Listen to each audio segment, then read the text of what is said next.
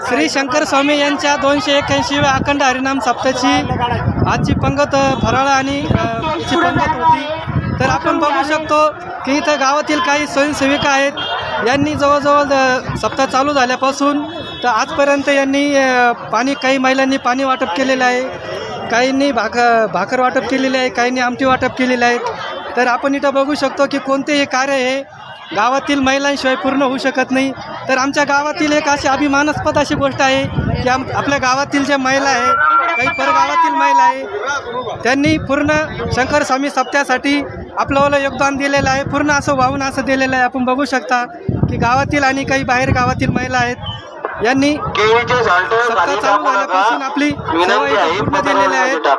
तर काय सांगाल ताई, आपण जवळजवळ 7 ते 8 दिवसापासून आपण सेवा देत आहे, तर काय सांगाल याबद्दल? आपण काय सांगणार आहे तरी, आम्ही पाणी वाटप केली, भाकरी वाटप केल्या, किती का आनंद वाटतो आम्हाला सप्त्याचा। आमच्या गावचा एवढा मोठा सप्ताह झाला, आम्हाला खूप मोठा अभिमान आहे त्याचा, खूप मोठा अभिमान आहे, खूप मोठा अभिमान आहे।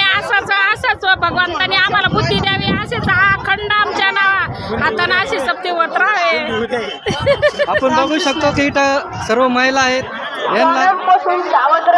यांनी ही सेवा करून यांना एक असा परम असा आनंद भेटतो, शंकर स्वामी यांचा आशीर्वाद भेटतो। तर काय सांगाल ताई याच्याबद्दल? खूप नशीबवान आहे खंडाळकर की आमच्या नशिबात हा सप्ताह होता, खूप सेवा केली, आम्हाला खूप आनंद वाटतोय की आमच्या गावामध्ये सप्ताह झाला।